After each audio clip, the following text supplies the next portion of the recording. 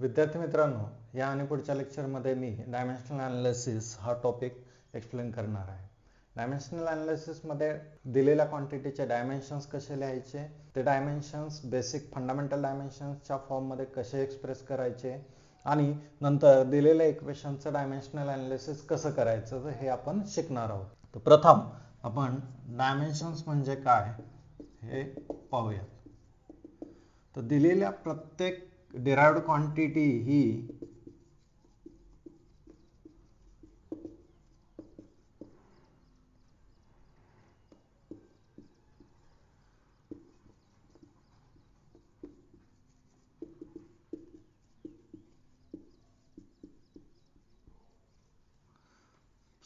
ज्या 7 fundamental quantities आहेत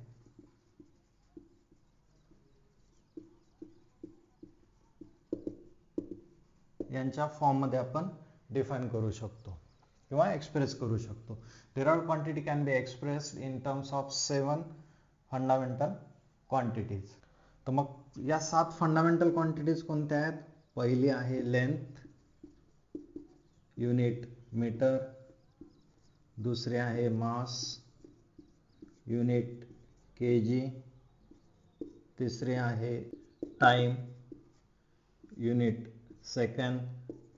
चौथी आहे टेम्परेचर, युनिट केल्विन.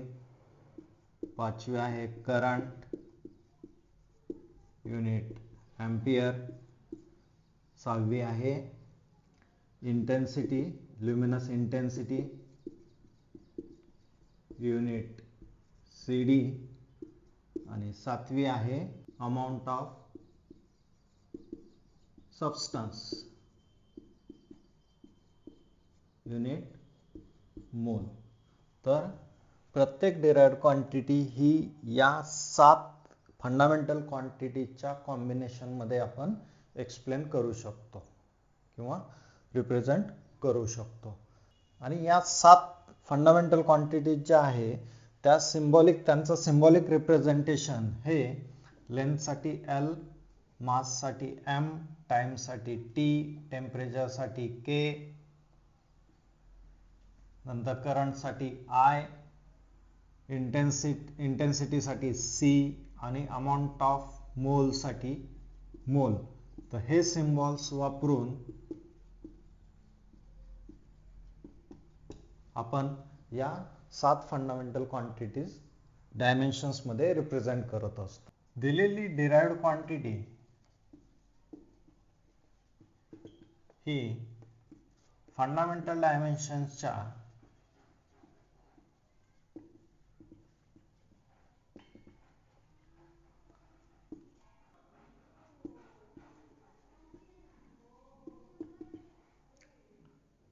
पॉवर्स मध्ये एक्सप्रेस करतो.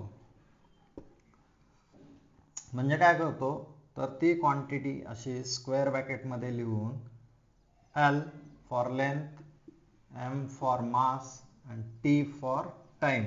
स्क्वेअर ब्रॅकेट मध्ये L, M, T हे फंडामेंटल डायमेन्शनचे सिम्बॉल लिहून याची पॉवर जी काही येईल ती इथे लिहायची. L ची पॉवर 1 आली, M ची पॉवर 1 आली, T ची पॉवर -1 आली, असं आपण लिहितो. याला डायमेन्शनल फॉर्म्युला असं म्हणतात.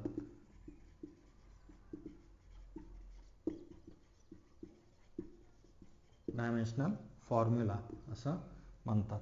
मग हे डायमेन्शनल फॉर्म्युला प्रत्येक डिराइव्ड क्वांटिटीसाठी आपण काढू शकतो. तर मग हे डायमेन्शनल फॉर्म्युला डिराइव्ड क्वांटिटीसाठी कसे काढायचे हे आपण आता पाहूया. So dimensional formula for derived quantities. पहिली डिराइव्ड क्वांटिटी आपण घेऊयात area. Area is derived quantity. एरियाचा फॉर्म्युला काय आहे? Length into length. मग लेंथचा सिम्बॉल काय आहे? L इंटू लेंथचा सिम्बॉल L. बरोबर आहे. मग L इंटू L झालं L square. L into L square. हे लिहिताना आपण कसं लिहिणार? In terms of 3 fundamental symbols. L, M, T. L चा पॉवर आहे 2, M ची पॉवर आहे 0 आणि टी ची पॉवर आहे 0. सो हे लिहिताना एरियाचा डायमेन्शनल फॉर्म्युला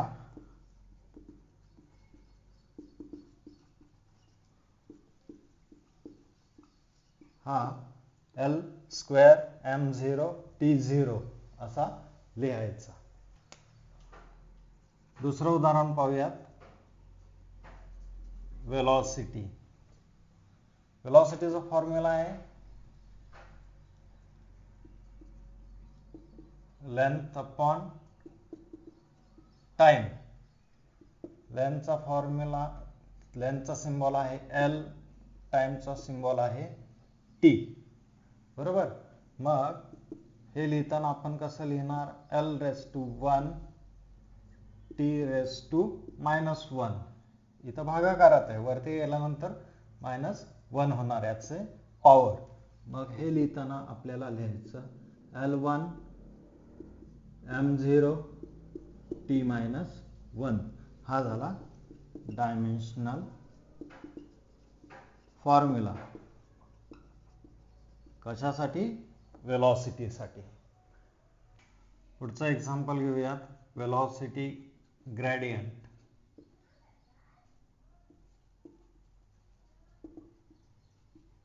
वेलॉसिटी ग्रेडियंट म्हणजे change in velocity with respect to distance.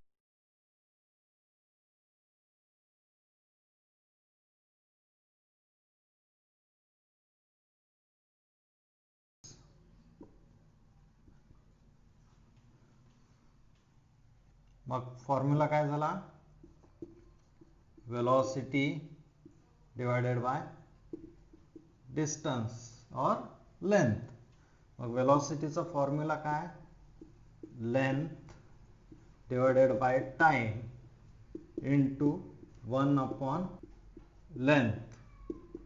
Distance म्हणजेच लेंथ. तर मग याचे symbols L divided by T into 1 upon L. ठीक आहे. L will get cancel. राहिलं काय? 1 अपॉन T.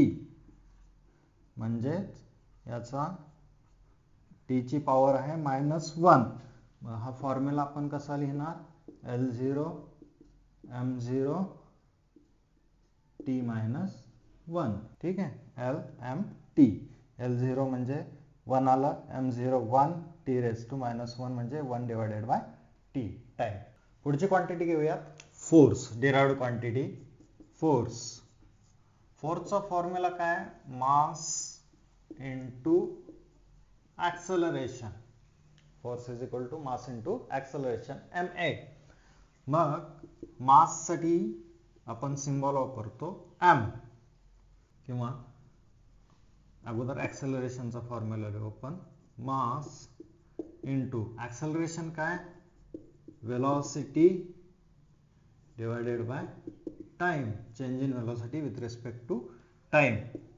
मास इंटू वेलोसिटीचा फॉर्म्युला काय? लेंथ और distance upon time into 1 upon time. ठीक आहे.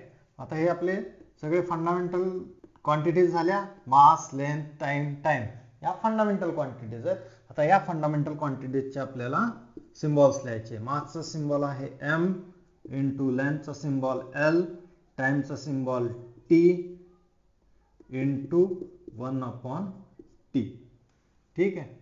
मग हे ज्यावेळेस आपण सॉल्व करतो त्यावेळेस आपल्याला सिम्बॉल्स स्क्वेअर ब्रॅकेट मध्ये लिहायचे. आपल्याला काय मिळेल? m L आणि t⁻⁻2. t into t square झाला. t स्क्वेअर ज्यावेळेस आपण वर घेतो त्यावेळेस -2 येईल. म्हणून याचा डायमेन्शनल सिम्बॉल येईल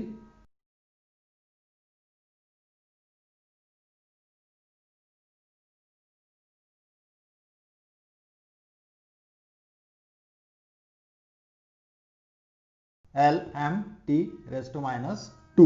आणखी एक डिराइव्ड क्वांटिटी घेऊयात, पॉवर. पॉवरचा फॉर्म्युला काय?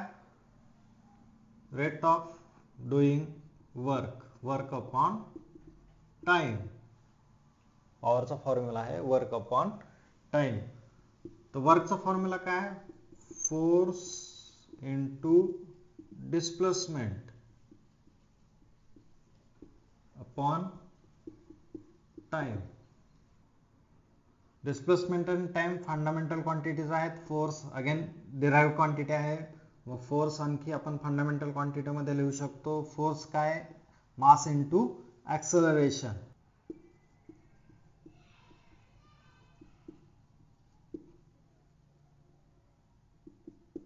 इंटू डिस्प्लेसमेंट आहे तसा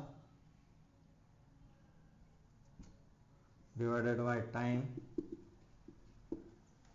मास ही फंडामेंटल क्वांटिटी आहे, डिस्प्लेसमेंट फंडामेंटल क्वांटिटी आहे, टाइम फंडामेंटल क्वांटिटी आहे, ऍक्सेलरेशन परत डिराइव्ड क्वांटिटी आहे. तो mass into length divided by time into velocity divided by time. Velocity आणखी डिराइव्ड क्वांटिटी आहे,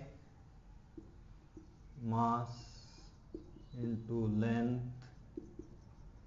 divided by time square into distance upon time.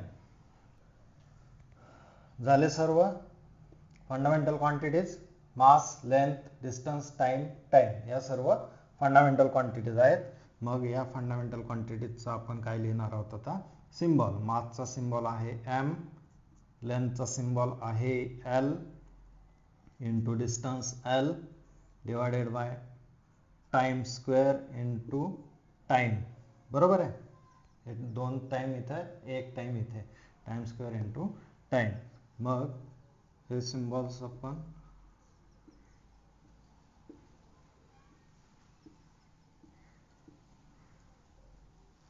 हे solve करून आपल्याला काय मिळेल? m